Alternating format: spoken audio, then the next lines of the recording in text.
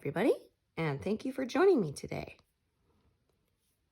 So still working on Link's face in the center of the pattern, and at the top of this next diagonal I'm working a bit into the Zora Link. So the really bright, like neon blues there. I finally got the first of Link's eyes done yesterday, so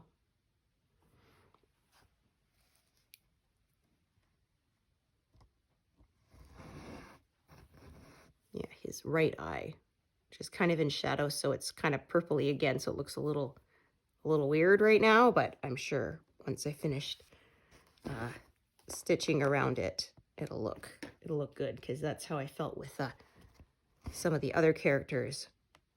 Yeah, the shadow looked like really purpley, and it made the colors kind of strange looking, but now that I've got more stitched, it works for me, so.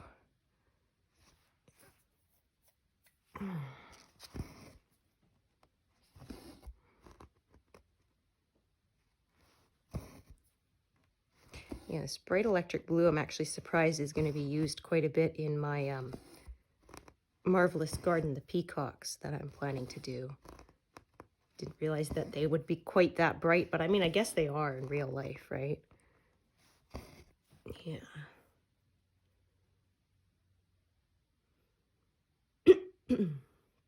Okay, I think I decided on separate threads here for this color. Just gonna scan a bit.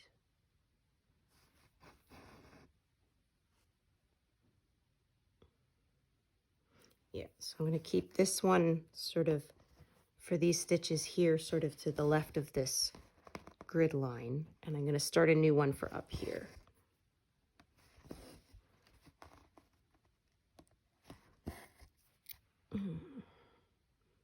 So yeah, I don't always work from the top row down. I often end up working more from the left side, sort of, pardon me, sort of outwards towards the right more. So sometimes that means coming from the bottom up more than the top down, just, pardon me, whatever makes the most sense to me at the time to keep from closing stuff in. Apologize. My throat is still not 100%. Like I said, when I do catch a cold, they tend to linger for a long time. There's not really much you can do except, you know, rest fluids, use a neti pot, you know, that kind of thing.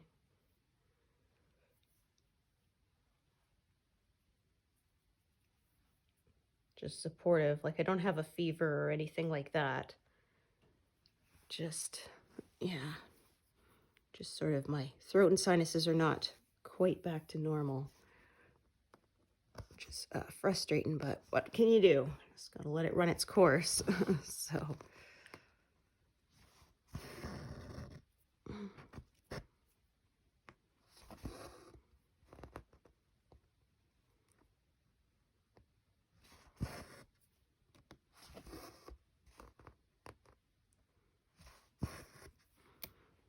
I say neti pot, but actually I use the Navage machine, which is a bit more advanced. Same idea, but it's actually got a motor instead of just using gravity to get the water through. It's funny, my husband refuses to try it. He's like, I'll drown myself. I said, dude, you would have to like tip your head all the way back and like pour the stuff from the neti pot like right down the back of your throat in order to drown. Ugh. Like I said, you have your head forward and sort of tilted to the side. It's not going to happen. I said, and on the rare times that occasionally it hits the back of your throat, you just spit it out. But yeah, like I said, you're not going to pour it in your lungs. Trust me. You couldn't even if you tried. I mean, I suppose you could, but it wouldn't be easy, you know. It would be, yeah. You'd have to use it very wrong.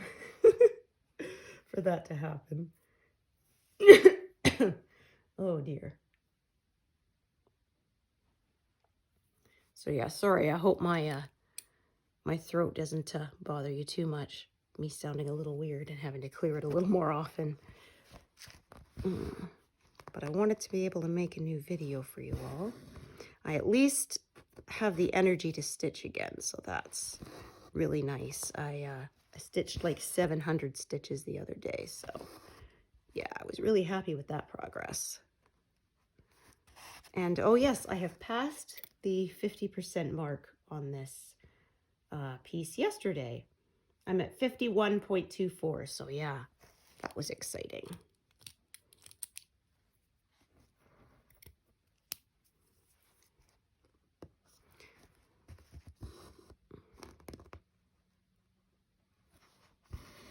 So with that rate, if I keep this pace kind of consistent, it should take me another 3 months to finish this. So like by June, beginning of June, I would say. So yeah, that's so quick, right? Only 6 months. Yeah, because I like to stitch huge projects, so they take years.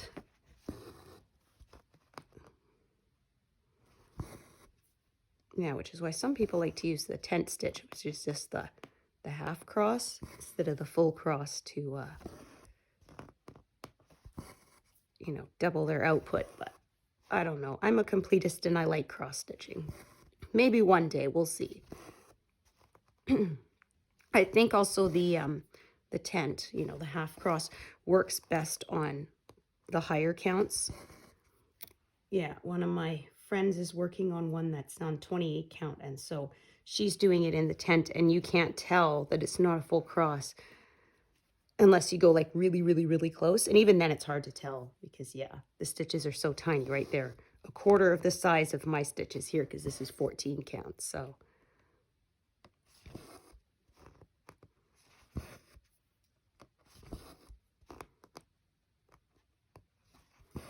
but yeah, like I would hate to buy myself, you know, a piece of 28 or higher count and then not like stitching on it. So, like I said, we'll see. I am getting more used to the 18 count with working on my Firefly and also now the new Ocarina of Time stained glass Zelda. Yeah, I didn't realize that where I bought that pattern from isn't available anymore on Etsy. But a few people have charted a similar, like the same picture, but like mine is like almost 500 by like 720 stitches. Pardon me. And the ones that I have seen online that are similar have been like 400 by 700, so a bit less.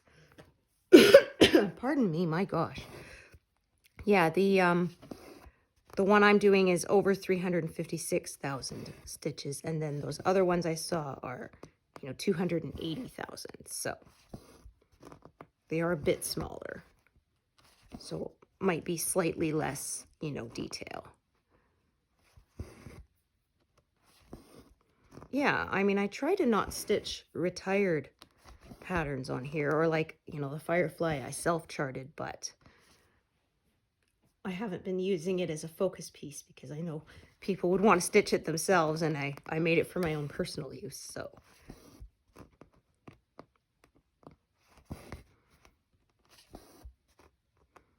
Yeah, my friend is kind of like, I can't believe you picked one that's over 550,000 stitches, you know. Yeah.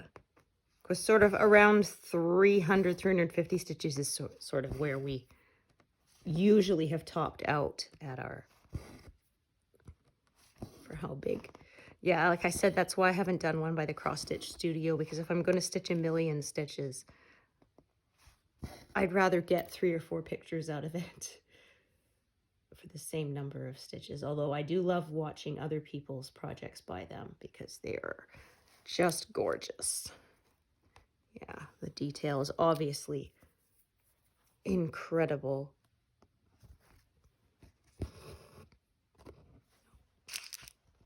Oh, I thought that was a knot, but that was just a spare little piece of thread there. That happens sometimes. Yeah, I had a couple times I was like using my snag tool trying to make what I thought was an end go back through to the other side. And it turned out it was just a little trimmed fluff that was stuck to the front. So when I finally got frustrated and pulled that and it came right out, I was like, oh, it's not attached to the project. Oops. Okay. So I said no more big blocks of color, but actually I scanned through this pattern and there is some areas that are bigger blocks, so they will go faster, obviously.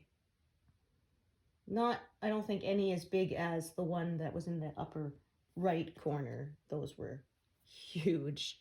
Yeah. You know, I had some sections where it was like 400 stitches or more in one area with almost no breaks for other colors, so yeah. But there are still some areas that are bigger blocks. Like there's the ranch girl is on the far right of this pass, and she's not very many colors because she's again in the twilight shadow there.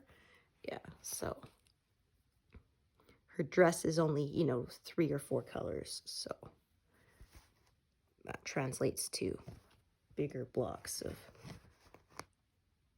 color.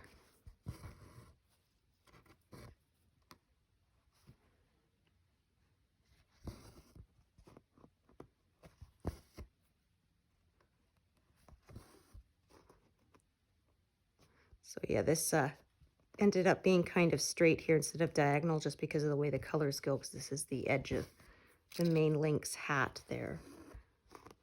So yeah, I kind of followed the colors there because it wouldn't close anything in. It just kind of made sense to do that rather than breaking it up. Sometimes I do break it up. It really depends, yeah, on how many diagonals it's going across and sort of if it's feasible to stitch them all at once, or if breaking it up just kind of keeps my rhythm going. Okay, so let's take a look. I'm going to end up with more than one thread of this, I think. Oh, my goodness, pardon me. Okay, I'm going to go all the way over here, over to the left here, and start working my way back out because, yeah, sort of going through it, I could see I had to keep sort of going over further to keep from closing stuff in, so sometimes that's what happens. Yeah, I kind of like seeing others where they go very methodically, sort of row by row, but that's not for me.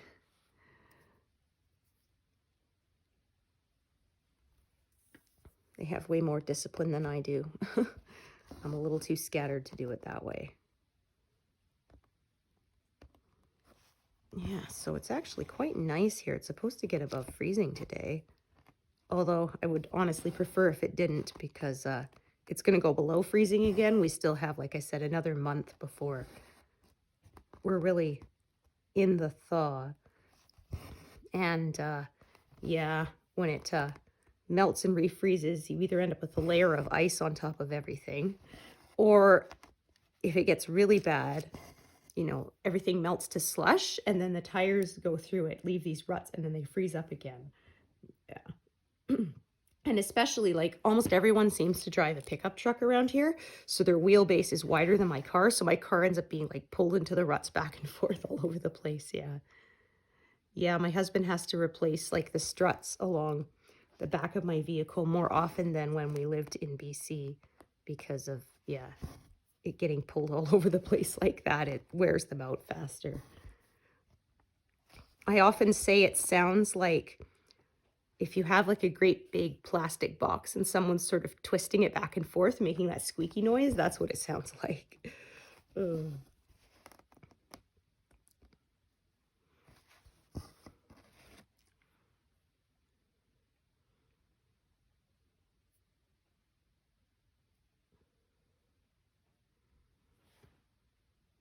But it's, I guess, it all works out because when we lived in BC, we had the problem with they use salt on the roads, and that's not always kind to your car either, right? It corrodes it and rusts it, so.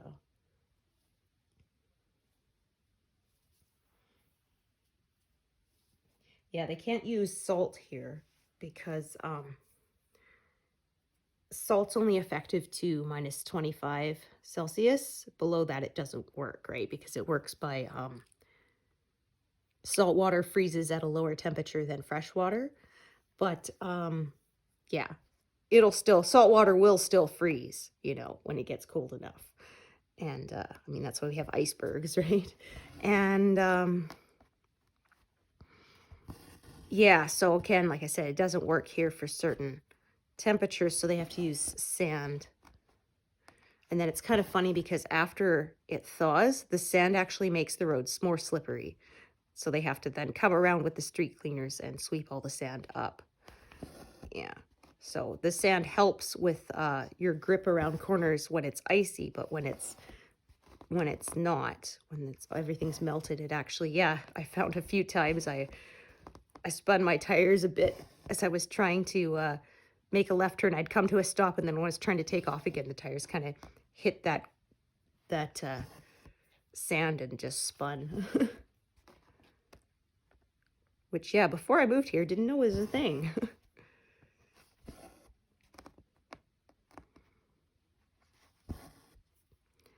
Well, hopefully, though, we're done with any more big dumps of snow for this winter. Yeah, they had to plow our street twice, which is funny because some years they never plow ours. So, but yeah, after the school bus got stuck last month, yeah, they had to.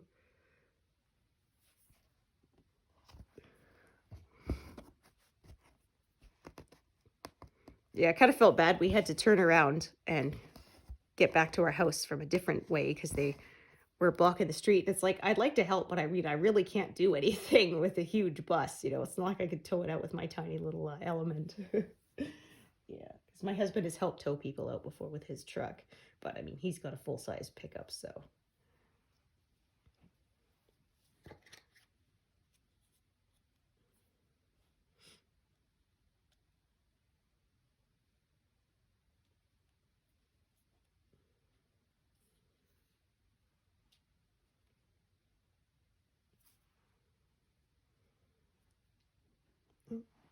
Goodness. Sometimes when you're dealing with all these fiddly little leftover pieces, trying to separate one strand can be a bit of a struggle.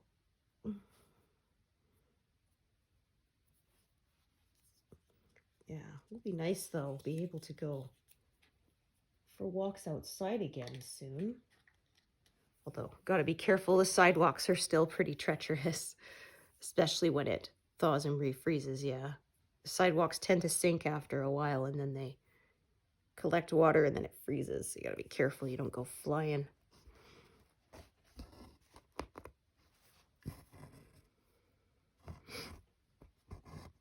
Yeah, you have to be careful about what kind of boots you buy out here too, because I bought some that were soft soled, and I didn't realize, like, they have no grip in the snow. There were times I had a full cart of groceries and I was trying to push it to my car, and I ended up just looking like a cartoon, standing there and my feet are going and I'm not getting anywhere.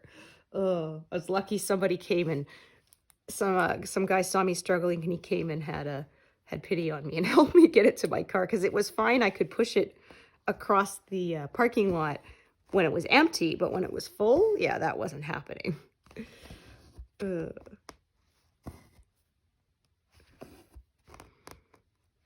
Yeah, and I had once in those boots, and I slipped and I fell one way. My back was feeling all, out of alignment and weird. And then, like, the next week, I slipped and I fell the other direction, landed on the other side, and everything went back into place. I was like, oh, okay, free chiropractic work. Oh, yeah, I finally chucked those. I should have known better. When I had my first job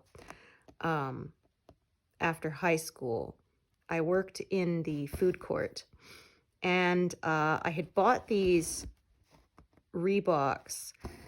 They were like the kind, the older people wear.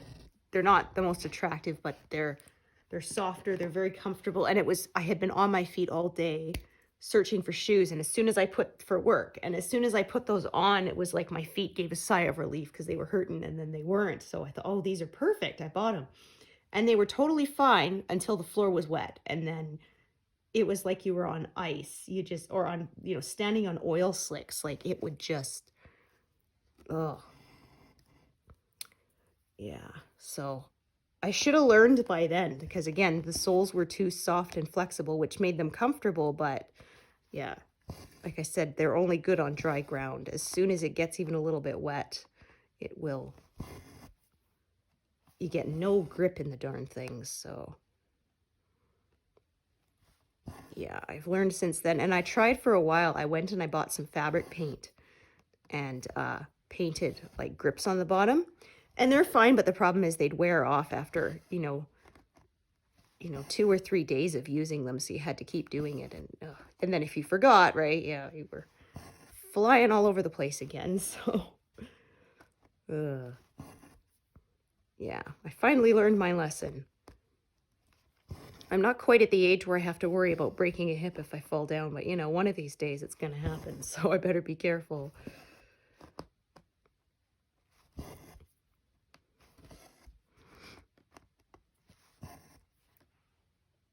Okay.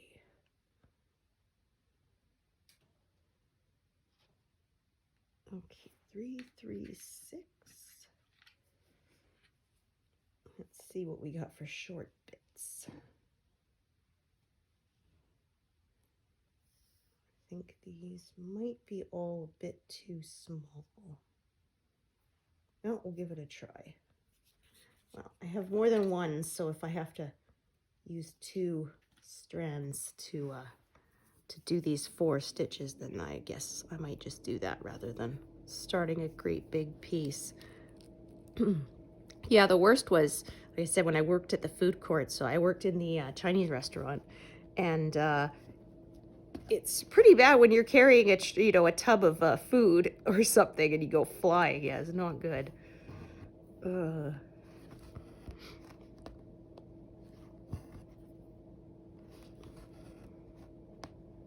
When you have to mop the floors at the end of the day, you don't want to be skating all over the place.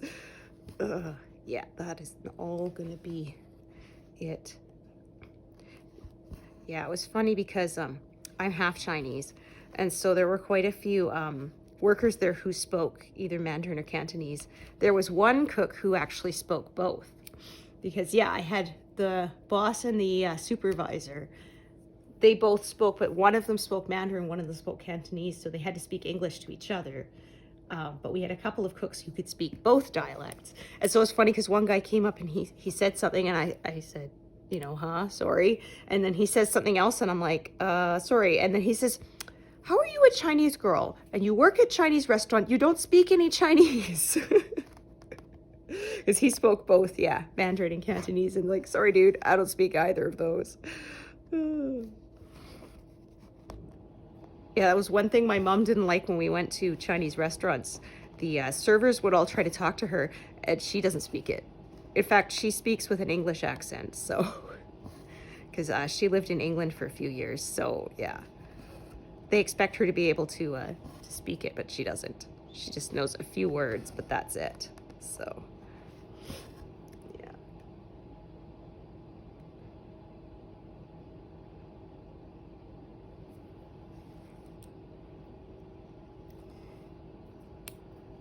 Yeah, I'm not good at languages, unfortunately. Because I've said before, I studied French for, several years as a kid, but it just wouldn't stick. They do say that trying to learn a new language after age 10 is much harder. Yeah, it's why kids can grow up multilingual. Like, in my husband's family, they all are fluent in English and Hungarian. So my husband was born over there, but his family came to Canada when he was a kid, and then he had other siblings who were born here, but they all speak both languages. So yeah, that's pretty cool.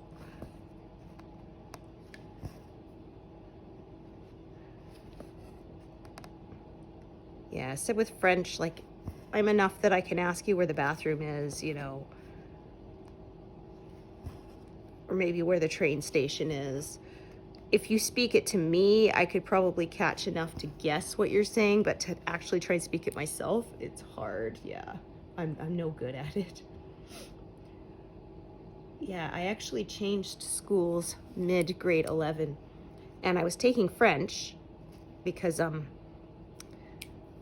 least in the school system I was taking, French was required up until a certain grade because, you know, Canada has two official languages, English and French. And we had done more work on theory in my first school where I had learned it. The new school that I transferred to, they basically expected you to be conversational with it. And oh, I was just lost. Oh, it was no good. Yeah.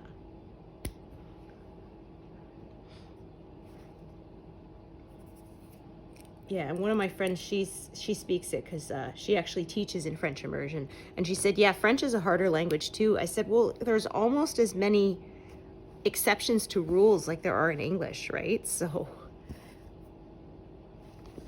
and the verbs change depending on where you use them in the sentence, and objects are all gendered, so you've got another layer of stuff to remember, whether it's, you know, la or le or un or une un, and oh, it's, yeah, I don't remember like any of it. I remember a little bit, but not very much. Yeah, we did a lot of conjugating verbs, but well, she said really, unless you're in immersion or you go to a French speaking country, it's really hard to book learn. I don't know if it's like that with all languages. I mean, they do say the best way to learn to speak a new language is to be among native speakers, you know, people where that's their first language. Because, yeah, as much as you can study rules and stuff, language is weird, right? Yeah. Because, I mean, I think it doesn't matter which language you're talking about, there's always going to be, here's the rule, now here's all the exceptions to the rule, you know?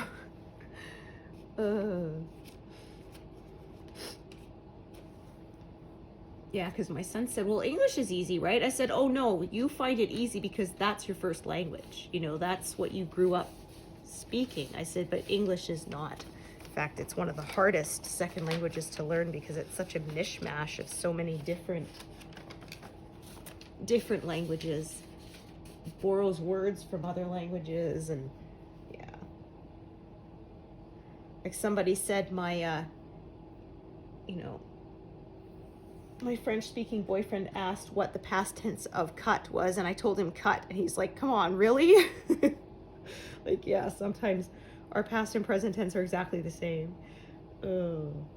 Or I had a friend in school who was from Austria, so she spoke German and English, and I discovered that, like, they have only one word for borrow and lend. So sometimes she would say, I borrow you this, and I'm like, you mean you lend it to me? Yeah. But yeah, in German, it's the same word for that. To loan is the same word. Yeah, so it's kind of funny. Yeah, it was funny because my mom would get annoyed, I said, when we used like made up words, and I said, well, I mean, ultimately aren't all words made up? And then, yeah, she wasn't happy with me, but I mean, it's true. That's why language is so hard to learn and has so many exceptions, because, yeah. And it changes, right?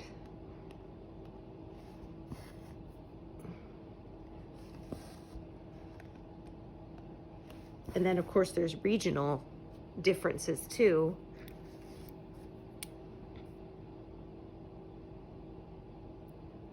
Like, I remember we were reading, I think it was one of the Narnia books, and one of the characters says, oh, he won't be half mad. And my mom said, so what do you think that means? I'm like, well, he'll be a little bit mad? She's like, no, actually what they mean is he'll be furious. I said, really? Says, yeah, he won't be half mad. He'll be all the way, angry. And it's like, oh, okay. So yeah, like a lot of things, you take them at face value. That's not what they mean. I mean, I guess like they say, bless your heart, right? It sounds so sweet, but it's actually not. It's very condescending, right?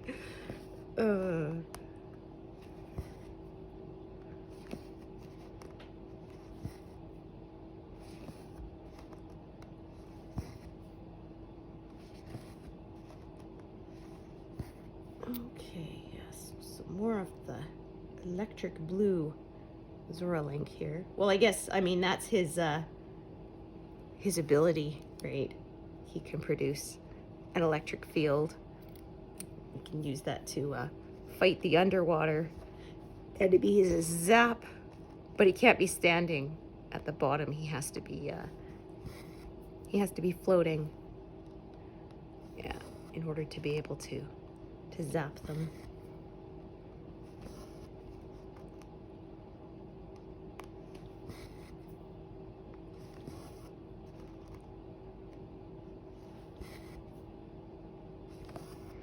Yeah, I kind of liked how, too, you could sync with him and then you could walk around on the bottom. Kind of like human Link or whatever, I don't know, elf Link. But anyway, original Link form, if you were wearing iron boots, you could do that. And then, yeah, with the Zora Link, you could do the same thing. Sink to the bottom and then walk around. Okay, let me just take a look at what I've got parked here. See what I want to do. Yeah, that's pretty long. Okay, so I'm gonna carry this one back up. That means I have to do some other stuff next to it first, if I want to not close things in. So let's just see how far down that goes. Okay, so that goes fairly long, so I'm gonna get myself a new thread for that, rather than a leftover bit. I'm going to use a smaller leftover bit for the stitches that are sort of going over to the right. So.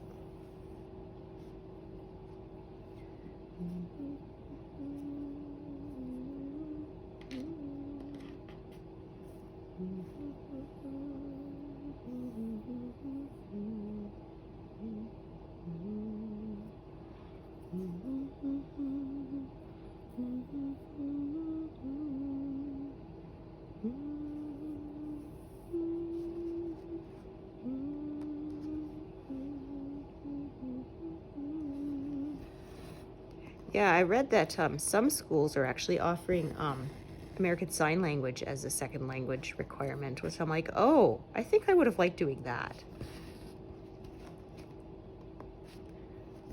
Yeah, it's interesting because they were saying, again, you don't translate things word for word into sign. It has its own syntax as well. But, yeah.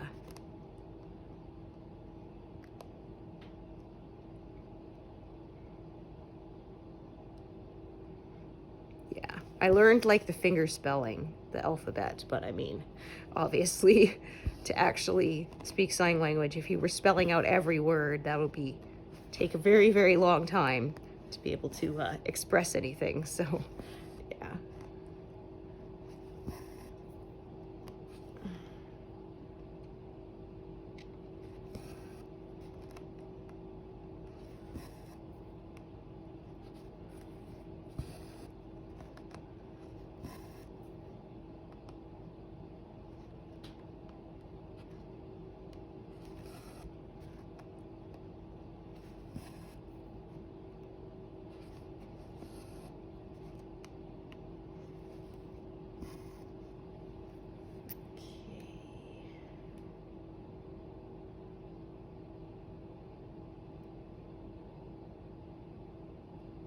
$7.52.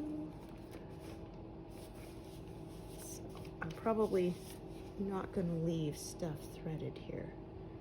We'll see. Or whether I may just leave this top bit. Yeah, I think what I'm going to do is I'm going to unthread these and leave them for the next diagonal.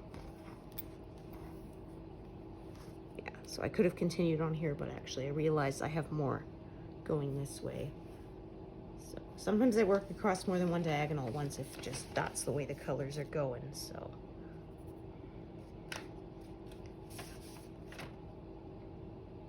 But I think in this area I'm gonna go a bit more back into my traditional 10 stitch wide diagonals, 10-inch wide, yeah. That'd be really wide.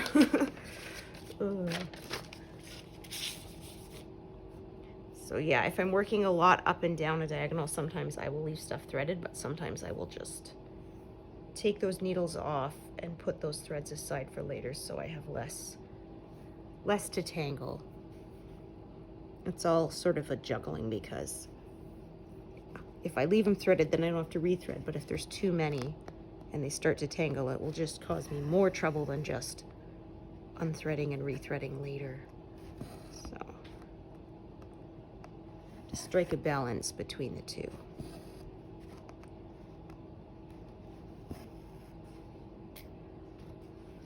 Okay. Oh, my goodness. Excuse me. Man, I had one of those nights where I feel like I just dozed the whole night. I said I felt like I got up every, 10 minutes to use the bathroom, which I know I didn't because I looked at the clock each time and it was like, 3 hours later. So obviously I was asleep, but yeah, I didn't feel like I actually got the restful sleep. I think this was a color I had out in my tray, but yeah, I may actually just put it back in the envelope soon because I'm not going to be using it again for a while. I had it out because there was a lot in this section of Link's hat here.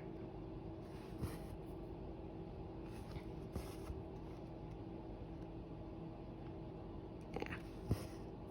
We'll wait until we finish these stitches here before we do that.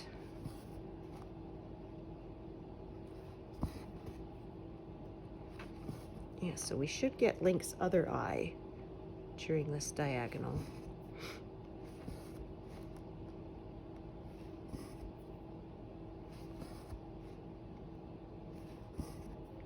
Yeah, it took longer to get to his eyes than I thought, I guess.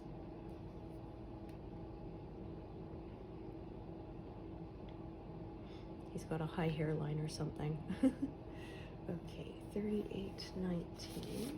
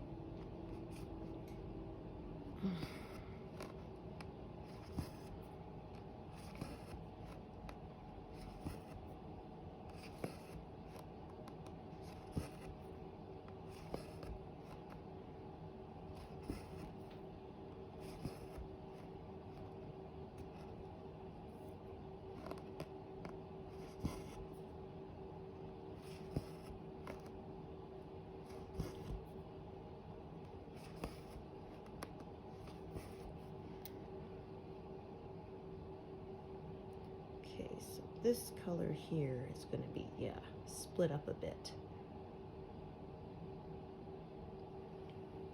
As you can see, it kind of branches off in a couple of directions, so.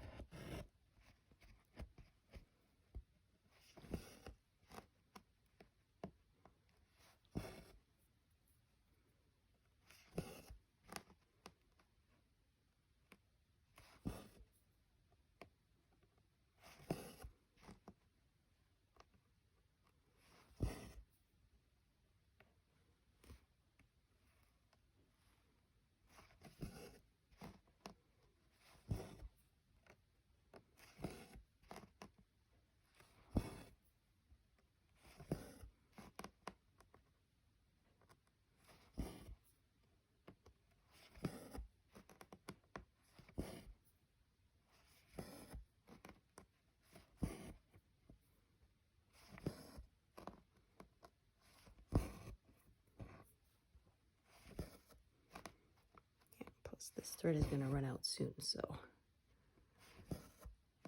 we're definitely going to end up with more than one.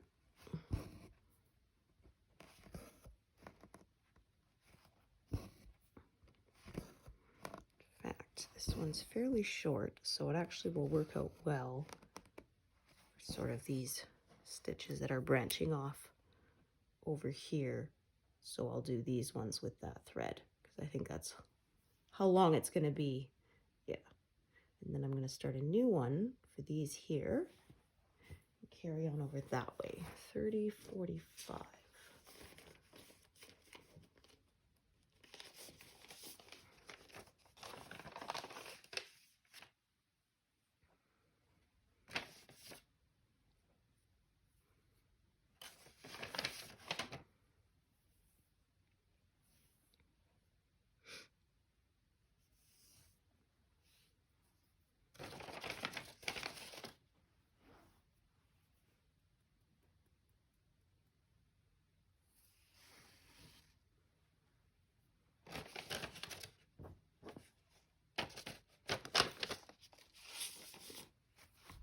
Oh, goodness.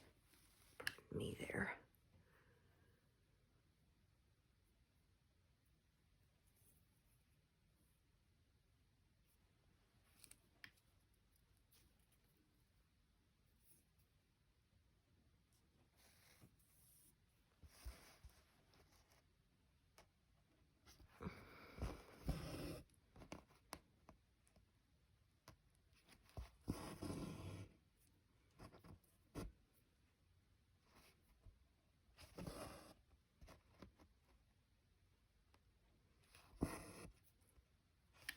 So I said my goal for this was 2/3 done by the end of the month, but depending, I may end up a little more than that. We shall see. Depends how many days I decide to work on Firefly.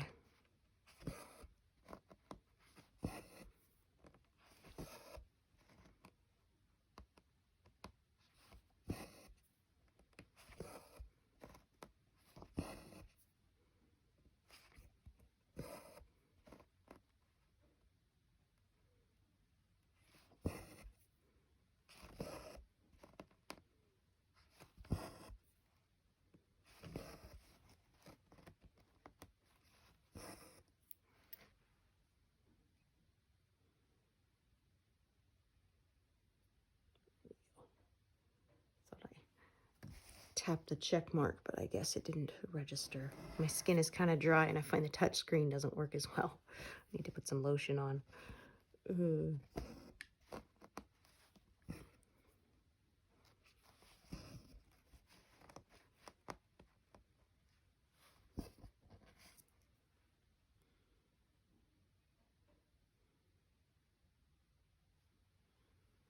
I had one time I forgot. My old phone unlocked with the fingerprint and I had a bandage on my finger and I was like, why isn't this unlocking that? Duh. It can't read your fingerprint through the cloth. And then, yeah, I had my sister-in-law saying, yeah, I did that once. I had rubber gloves on, tried to open my phone. It's like, why isn't it working? And yeah. Yeah, the reader's not that sensitive. It doesn't have x-ray vision. Oh, dear.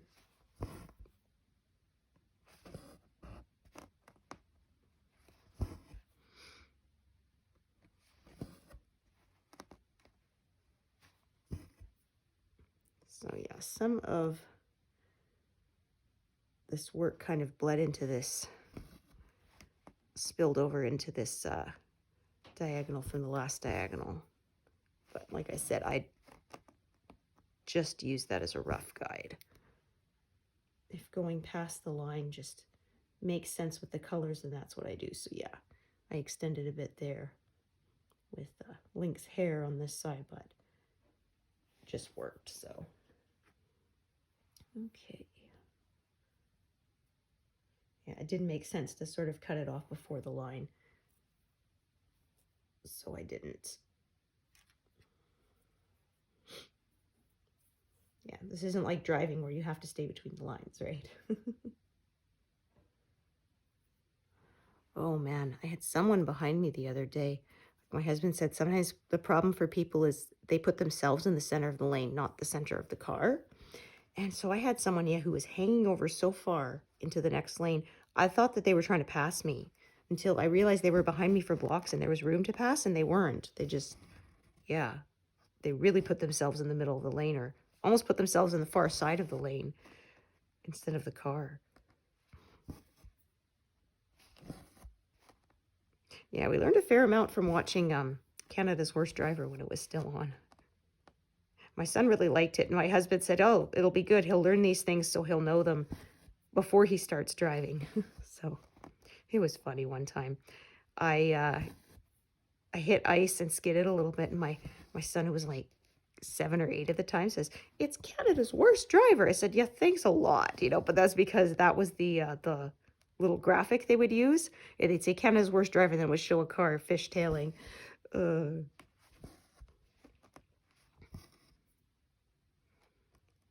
Yeah, some people, they really learned and improved quite quickly, and some people were just, wow, not good.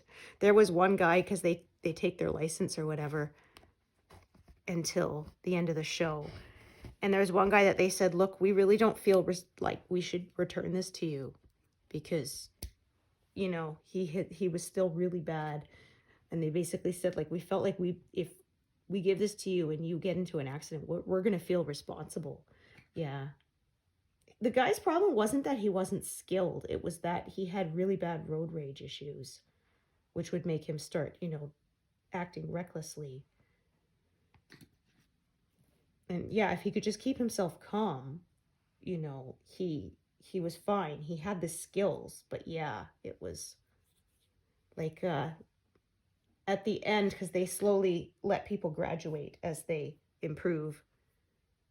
There were some episodes where they didn't graduate anyone because they didn't feel anyone had improved enough, but usually somebody would graduate where they felt, okay, you're a safe driver now, and they would let them have their license back and leave the show. But yeah, like this guy, so at the end, they usually had 2 or 3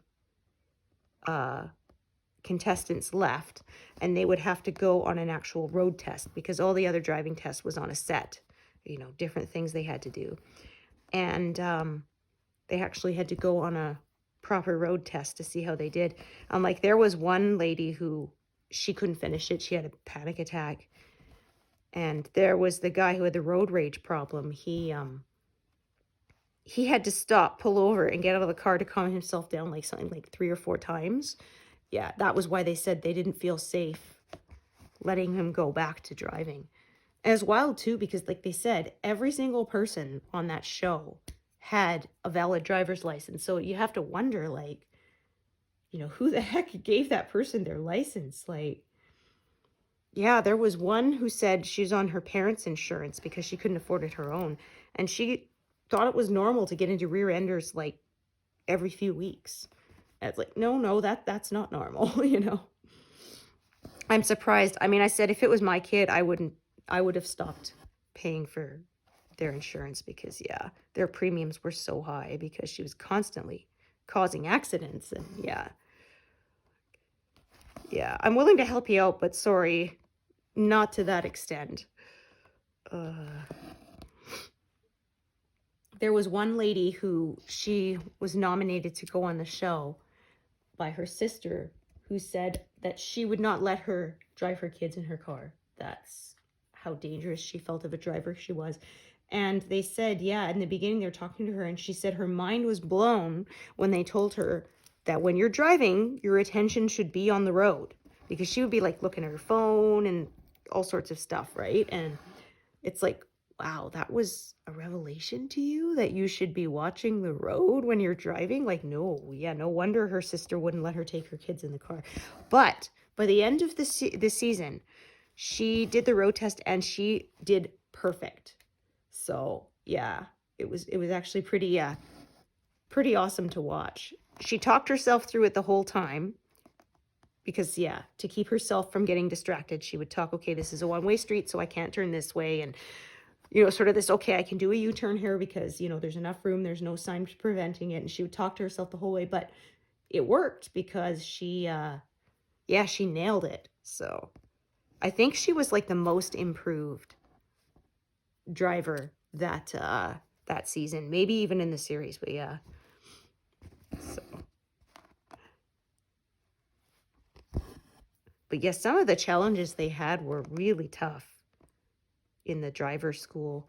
They had one time where they had built this giant X for the car to go on, and they had you in the center, and you had to go to the end of each one and figure out how to turn around and get into each, you know, corner of the X. And yeah, that was really tough because it was very tight and without hitting the sides of the walls of it, which were not easy. Yeah.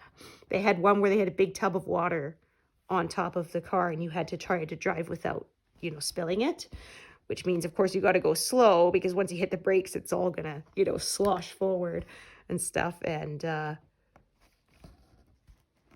yeah, like I said, those exercises, I think, would challenge even the most skilled drivers. But I mean, I guess that means after the contestants were finished, they had some good skills. So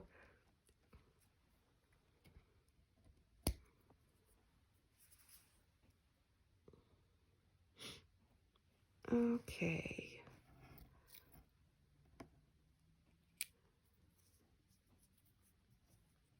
Yeah, my son is learning to drive, and it comes pretty naturally to him. I said, well, you got that from your dad. You definitely didn't get that from me. Oh.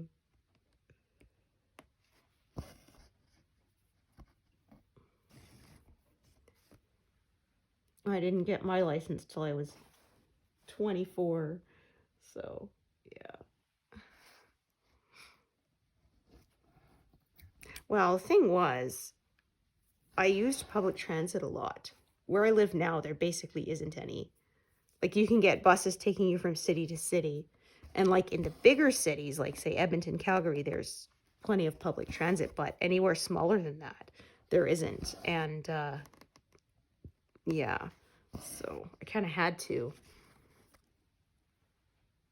learn, but yeah, I liked that when I was you know, after high school and stuff. That meant my transportation costs were $40 a month. Gas prices didn't bother me, you know, and no need to worry about repairs. Yeah.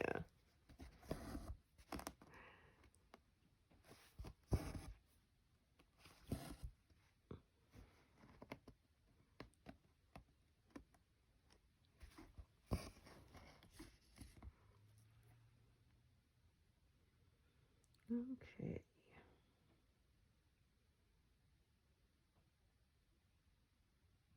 I think I'm gonna go further down the diagonal for now. So sometimes I might decide to just leave those stitches and leave them for the next diagonal rather than filling them in now,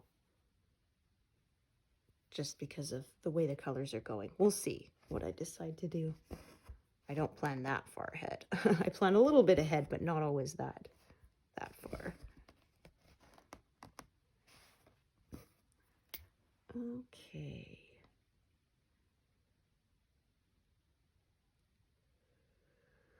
Ooh, goodness, pardon me.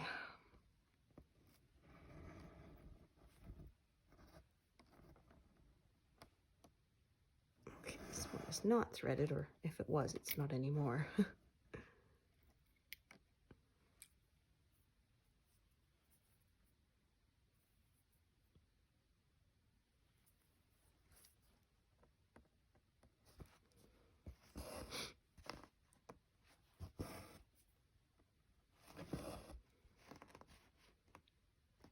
Yeah, I have friends in other countries who say to get your license, you actually have to do it on a manual transmission. You're not allowed to take the test on a automatic. I'm like, well, I'd be hooped then. I mean, I can if I absolutely have to, but I'd stall a lot.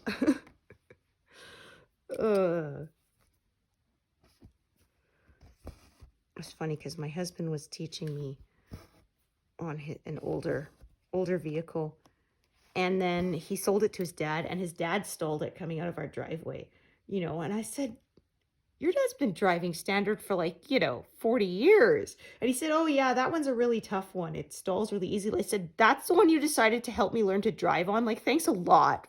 He said, well, I figured that way, if you could drive on that one, you could drive on any. I'm like, yeah, okay, but here I was thinking, I am so terrible at this. And it turns out, okay, yeah, I may not be great at it, but part of it was the equipment wasn't that good to work with either. Oh.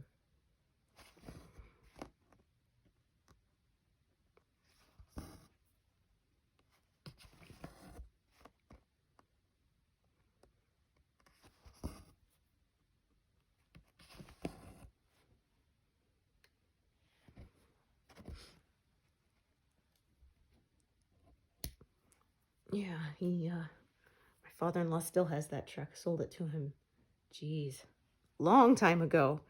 Yeah, he still has it, so.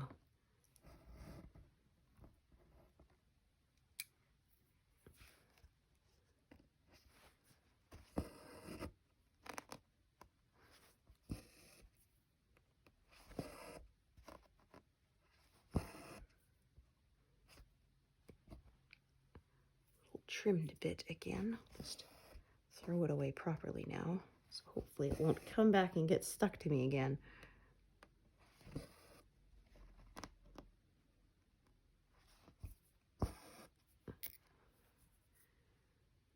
Okay.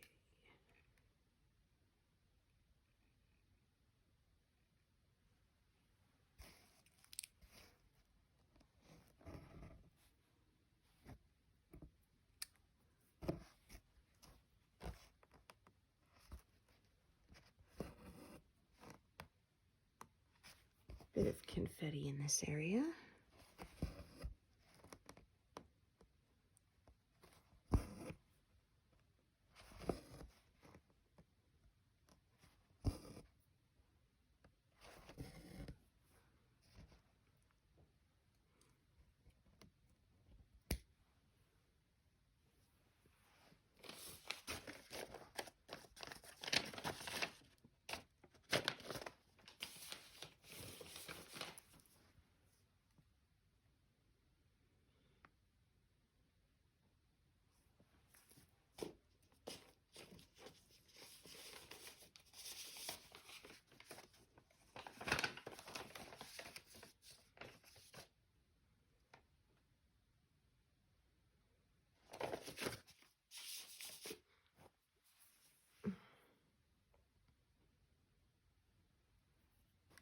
Yeah, having this many colors on a smaller project means there's a lot of color changing.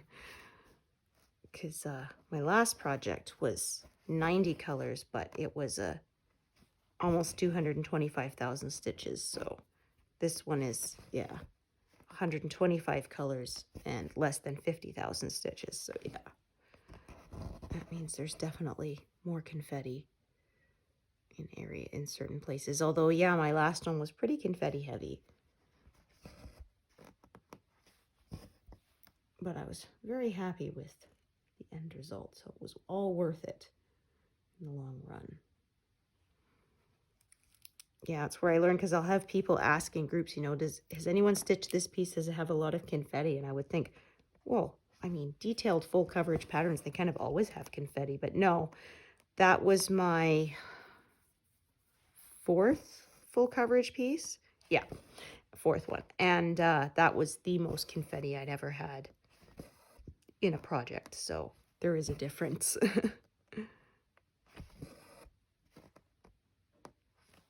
It was pretty much unrelenting through the whole project. There was very few places that had bigger blocks of color.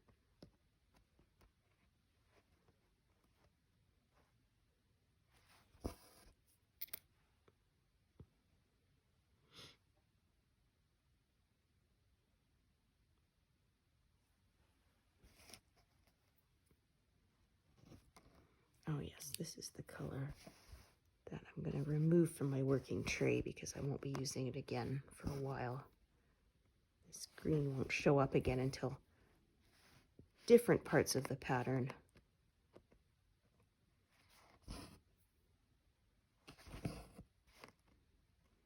till I work more on Link's tunic. Yeah, so I said we got his first eye, and I got part of the Mask of Truth because it covers his face. So part of that was showing up.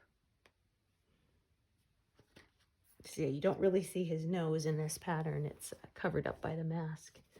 33, 47. Yeah, I'm just going to put this away.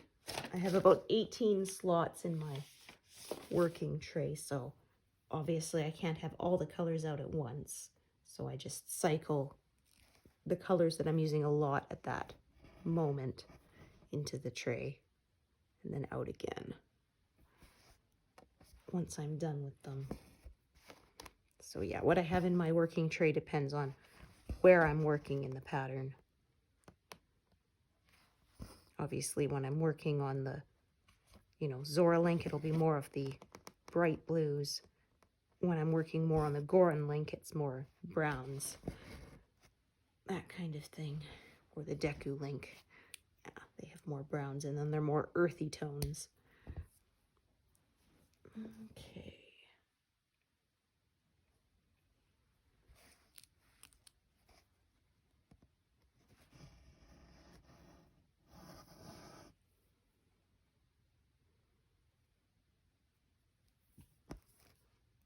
Okay, a lot of threads I can end off here.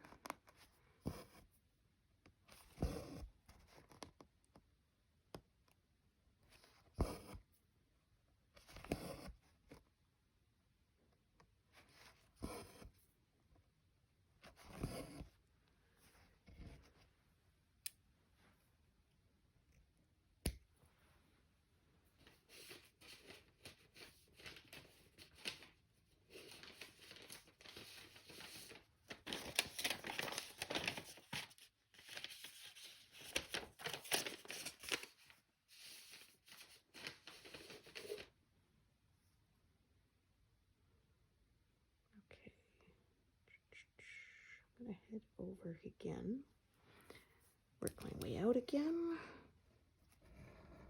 I'm going to have more than one thread here, I can see.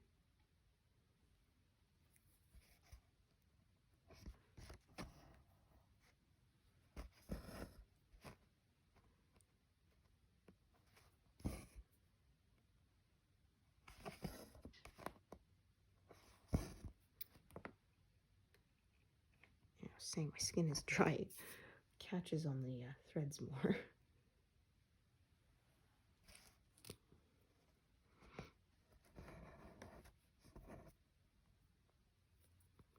forgot to put some lotion on before I started. I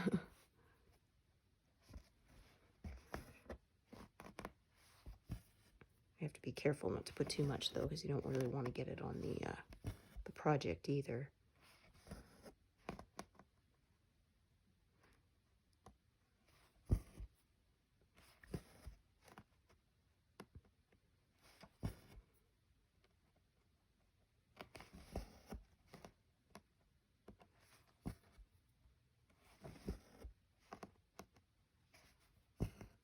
Okay, I think I can get one more stitch out of this thread and then that's going to be it. Oh, it pulled up an end there. There. Get it to go back.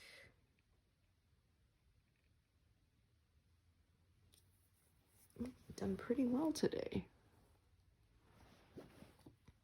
Yeah, I think I'm going to take a break soon. Attach a new one here. 30, 45. Let's stitch to 150, hey?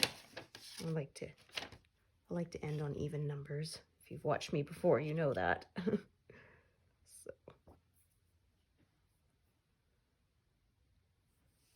I will do that.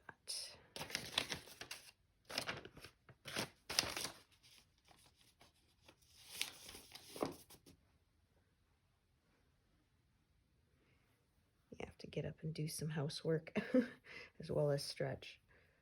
Gotta do some laundry. Already gave my guinea pig a bath today. Changed her cage. Yeah, she wasn't very happy with me. She was trying to climb out of the sink. Usually she doesn't mind, but this time she didn't want to. She kind of nipped at me, like not hard enough to actually hurt. It's just sort of her way of letting me know, hey, I don't like this. She sort of just, she puts your teeth in kind of, but she doesn't actually like bite. Yeah. She's pretty sweet. Yeah, because my sister-in-law had one of her piggies actually bit her bad enough. She had to go to the hospital because it was swelling up. So, yeah, I had to watch for infection. Yeah, I think he was mad at her for clipping his nails. Yeah, he wasn't happy. And I mean, usually he didn't, but that time, yeah, he was being a little vicious thing there. He was not having it. Okay, so yeah, we're at 149. So one more stitch will make us an even 150, and there's a lone one right here before I can park. So that will work out nicely. So mark it as done. Oh, park. Done. Okay, so 150 even. So as usual, thank you so much for joining me today, and hope to see you here again another time. All right, thanks everyone. Bye.